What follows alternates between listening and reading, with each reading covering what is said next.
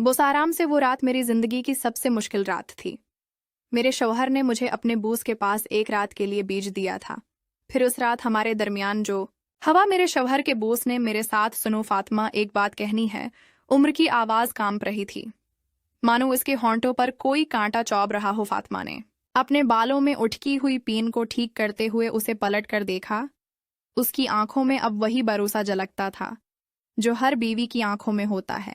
अपने शौहर के लिए, अपनी मोहब्बत के लिए क्या हुआ उम्र? उसने आहिस्ता से पूछा। उमर ने नजरें झुका ली। कुछ दिनों से दफ्तर में बहुत दबाव चल रहा है।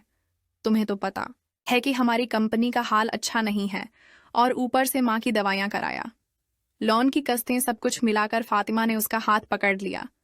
तो क्या हुआ? मैं हूं ना, हम मिलकर सब कर लेंगे, तुम टेंशन मत लो। उम्र की आंखें बाहर आए, लेकिन वो मुस्कुराया। शायद वो जानता था कि उसके होंठों पर यह मुस्कुरा टुक नहीं पाएगी। फातिमा, मेरा बूस है ना? इस दुखान। फातिमा ने हल्का सा सर हिलाया। हाँ, वो बहुत सख्त है ना?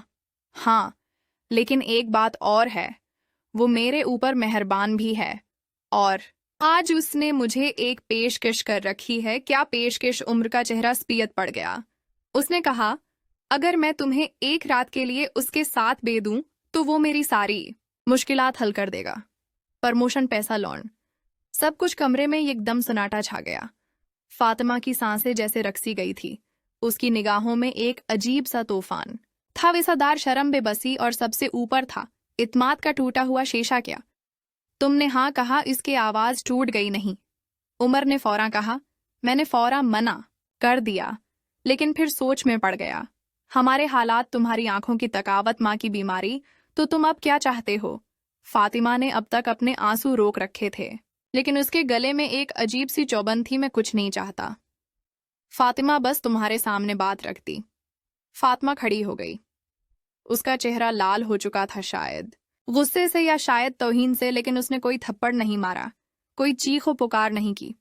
बस छिप छप बालकोनी में जाकर खड़ी हो गई। ठंडी हुआ थी, लेकिन इस रात की रूह जल रही थी। अगले 2 दिन फातिमा ने उम्र से बात तक नहीं की। वो छप थी, गहरी सोच में डूबी हुई थी। रात को सोते वक्त इसकी पीठ उम्र की तरफ होती और सुबह उड़ते ही वो बगैर बोले बाथरूम में चली जाती थी। 30 उम्र हक का बके रह गया। क्या मैं पूछ रही हूं, अगर मैं हाँ कह दूं तो क्या सब कुछ ठीक हो जाएगा? तुम्हारा प्रमोशन, लोन, माँ की दवाएं। उम्र के पास कोई जवाब नहीं था। उसका दिल धड़क रहा था जैसे वो किसी गुनाह की सजा से पहले खड़ा हो। फातिमा, मैं तुमसे प्यार करता हूं, मैं बस प्यार। फातिमा ने हल्की सी हंसी हंसी। प्यार में सुधे नहीं होते उमर। फिर भी अगले दिन फातिमा तैयार हो गई। एक रात, बस एक रात, उसके बाद हम इस बारे में कभी बात नहीं करेंगे। इसने सरख रंग की साड़ी पहनी, संदूर गाड़ा लगाया और खुद को आईने में एक बार देखा। शायद आज मैं सबसे ज्यादा बुराई लग रही हूं, उसने दिल में सोचा। उम्र ने उसे हसद खां के मंगले तक छोड़ा और दरवाजा खोलते हुए उसकी अंगलियां काम रही थी। फातिमा, तुम चाहो तो वापस चल सकते हैं। फातिमा ने उसकी तरफ देखा, कुछ नहीं कहा, बस चुपचाप उतर गई। इस दिखान का बंगला वैसा ही था जैसा फातिमा ने सोचा था, शाही, चमकदार, लेकिन अकेला दरवाजा उसने खुद खोला दे। मैं एक गिलास वाइन के लिए? फातिमा जी, आपका खैर मुकद्दम है। फातिमा ने सिर झुकाया और अंदर आ गई। शाम गुजर गई। इजहर ने कुछ नहीं किया, कुछ नहीं कहा, बस बातें करता रहा। कभी उसके बचपन के बारे में, कभी उसके शादी के बारे में। क्या तुम्हें लगता है तुम्हारा शौहर तुम्हें समझता है? इजहर ने एक पल को पूछा। फातिमा ने जवाब दिया, नहीं किया। तुम जानती हो कि वो तुम्हें यहाँ क्यों लिया? जानती हो? फिर भी आई, मजबूरी थी। असलतन ने सारा लिया। मजबूरी में किया प्यार कभी सच्चा नहीं होता। लेकिन आज की रात में तुम्हें मजबूर नहीं करूंगा। अगर तुम चाहो तो जा सकती हो। शायद या चौंकी वो ये सोच रही थी कि अब तक सब कुछ बदल जाएगा, लेकिन असद ने कुछ नहीं किया। उठ खड़ी हुई, तो मैं जा सकती हूँ। हाँ, लेकिन एक शर्त है। क्या कल सुबह तक यहाँ रहना होगा? बाहर मत जाना, सिर्फ एक रात। फातिमा ने रजामंदी में सर हिलाया। लेकिन इस रात बहुत कुछ बदला। कमरे में हल्की हल्की लीवन की खुशबू तीर रही थी। शाजिया दीवार पर टिकी खड़ी थी। कमरे का हर कोना उसके लिए अजनबी था, लेकिन सबसे ज्यादा अजनबी वो खुद को महसूस कर रही थी। क्या मैं वही शाजिया हूं जिसने कभी किसी गैर मर्द की आंख में आंख डालकर बात भी नहीं की? इसने कटकी से बाहर जानका। रात आहिस्ता आहिस्ता शहर अपनी चादर फैला चुकी थी। सड़कें सुनसान हो चुकी थी और हर लाइट अपने अकेलेपन में जमल रही थी। अचानक असद कमरे में आया। तुम सोई नहीं, अब तक नींद नहीं आ रही तो आओ जरा बाहर चलें बगीचे में। शाजिया पहले तो हचकचाई, फिर चुपचाप उसके पीछे चल दी।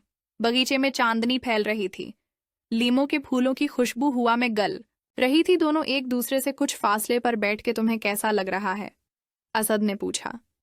खाली जैसे अंदर कुछ भी नहीं बचा जानता हूं। अक्सर जो औरतें मजबूरी में यहां आती हैं उनके चेहरों पर यही खामोशी होती है, लेकिन तुम मुख्तलिफ हो। तुम्हारी आंखों में आज भी कुछ बाकी है। फातिमा ने उसकी तरफ देखा। मैं ने ऐसा कितनी बार किया गया नहीं करने की सूची कई बार, लेकिन तुम्हारी तरह कोई आज तक टुका नहीं। सब डर करवा गई या पैसे लेकर चली गई, तुम रखी हो क्यों? फातिमा की आंखें गीली हो गई। क्योंकि मेरा रिश्ता सस्ता नहीं है, और न ही मैं। एक गहरी खामोशी दोनों के दरमियान फैल गई। सुबह की गरने कमरे में आए तो फातिमा सोफे पर नींद में थी। असद कर्जी पर बैठा अखबार पढ़ रहा था। गुड मॉर्निंग, उसने मुस्कुराते हुए कहा। फातिमा ने खुद को समटा, अपनी सारी ठीक की और उठ गई। क्या मैं बजा सकती हूँ? असद ने सारा हिलाया। हाँ बिल्कुल, लेकिन एक बात पूछूं जी, अगर आज रात मैंने तुम्हें हाथ भी लगाया होता तो? फातिमा कुछ पल चुप रही। तो मैं चुप रह जाती, शायद क्योंकि मैं यही किसी मजबूरी से आई थी, लड़ने नहीं। असद ने गहरी सांस ली। और अगर तुम्हारे शौहर ने कभी सच में तुम्हें किसी के साथ भेजा होता तो? बगैर उसकी इजमाइश के फातिमा ये चौंकी, लेकिन कुछ नहीं कहा। उसका दिल अब कुछ समझने लगा था, लेकिन जवाब अब भी दंद मैं था। उम्र ने दरवाजा खुला। उसकी आंखें रात भर की जागी हुई लग रही थी। फातिमा छिपचाप अंदर आई। सारी अब भी वैसी ही थी, लेकिन उसकी चाल में एक अजीब सी संजीदगी थी। सब ठीक रहा? उम्र ने पूछा। फातिमा ने सिर हिलाया। हाँ बिल्कुल ठीक। उम्र ने कुछ कहना चाहा, लेकिन फिर रख गया। फातिमा सीधा अपने कमरे में गई और दरवाजा बांध कर लिया। आईने के सामने बैठी। उसने खुद को नहारा। माथे पर संदूर अब भी था, लेकिन आंखों में एक अजीब सी परछाई थी। इसने आहिस्ता आहिस्ता सारी उतारे और शावर चला दिया। पानी की बूंदें उसके जिस्म से बहती रही, जैसे गुज़िश्ता रात की हर याद को धो रही हूं। लेकिन दिल के अंदर जो हवा था वो कहाँ डालता है। अगले 2 हफ्ते फातिमा बिल्कुल आम रही। उसने घर संभाला, माँ की 2 उम्र का ख्याल रखा, लेकिन अब उसमें कोई मिठास नहीं बची थी। उसकी आंखों में अब भी वही चुपत थी जो किसी तूफान से पहले छा जाती है। उम्र ने कुछ भी नहीं पूछा, शायद उसे डर था या शर्म थी। एक दिन हस्त का फोन आया। फातिमा जी, क्या आप दफ्तर में आ सकती हैं? एक जरूरी मीटिंग है। फातिमा हैरान थी। मैं? लेकिन क्यों? बस आइए, खुद पता चल जाएगा। वो पहुंची। असद ने खुद दरवाजा खोला। उसकी आंखों में कुछ मुख्तलिफ था। आज फातिमा जी, ये रहा आपका शहर, असद ने मुस्कुराते हुए कहा। और सामने उम्र बैठा था। उम्र की आंखें झोंकी हुई थी। अब मैं आपको सब सच बताता हूं, क्या मतलब है तुम्हारा? फातिमा ने असद की तरफ देखा। इसकी आंखों में एक सिन रह जाने वाला अदम एतमाद था। असद ने एक लंबी सांस ली और सोफे पर बैठ गया। कमरे में एक अजीब से चुप छा गई। सिर्फ एयर कंडीशन की धीमी गूंज सुनाई दे रही थी। फातिमा जी, मैं जानता हूं आपको ये सब एक सौदा लगा होगा, एक शर्मनाक सूरत हाल, लेकिन आप ये नहीं जानती कि ये सिर्फ एक आजमाइश थी। कैसी आजमाइश? फातिमा की आवाज अब कांपने लगी थी। असद ने उम्र की तरफ देखा, फिर आहिस्ता से कहा, उम्र तुम्हें कुछ बताना चाहता है। उम्र ने नजरें उठाई। उसकी आंखें लाल थी, होंठ सूखे हुए थे। फातिमा, माफ करना, लेकिन जो हुआ मैं वो तुम्हें बताकर नहीं कर सकता था। मैंने जानबूझकर तुम्हें ये सब नहीं बताया। असर की मदद से क्यों? मेरी इज्जत का मजाक अड़ाने के लिए? फातिमा का चेहरा तुम तमाता उठा था। नहीं फातिमा, क्योंकि मैं खुद टूट रहा था। मुझे शक होने लगा था, न तुम पर बल्कि खुद पर। मैं तुम्हारी मोहब्बत के लायक हूं या नहीं, ये सोचकर मैं बर्बाद हो रहा था। फातिमा सकते में रह गई, इसलिए उसकी आवाज अब बैग गई थी। हसद ने बीच में कहा, हमने ये आजमाइश इसलिए रखी क्योंकि हम तुम्हारी ताकत देखना चाहते थे। कोई और औरत होती, या तो रो पड़ती, या भाग जाती, या खुद बीज देती, लेकिन तुम तो रखी रही बगैर। जो कि फातिमा की सांसें बारी हो चुकी थी। तो क्या इस रात आपने उसका जमला अधूरा रह गया? मैंने कुछ नहीं किया, मैं कर भी नहीं सकता था। तुम्हारे आंखें मेरी सूज से ज्यादा तेज थी। मैं तुम्हारे अंदर एक चट्टान देखी। फातिमा की आंखों से आंसू टपकने लगे। वो कुर्सी पर बैठ गई। तो ये सब एक खेल था, मेरे जज्बात के साथ नहीं। फातिमा ईमन ने आहिस्ता से उसके हाथों को थमा। ये खेल नहीं, ये एक आखिरी कोशिश थी, खुद को तुम्हारे काबिल साबित करने की। अगर तुम मुझे छोड़ देती तो मैं मान लेता कि मैं हार गया, लेकिन तुम रखी लड़ी और सबसे ज्यादा अपनी इज्जत के साथ खड़ी रही। फातिमा का दिल बिखर गया, शायद अब फिर से जड़ रहा था। अगले कुछ दिन फातिमा बहुत खामोश रही। वो रोजमर्रा के काम करती रही, लेकिन उसके अंदर कुछ चल रहा था। कुछ टूट चुका था, वो कुछ नया बन रहा था। उमर हर दिन उसकी निगाहों में खुद को कमजोर महसूस करता। एक शाम फातिमा बलकॉनी में बैठी थी।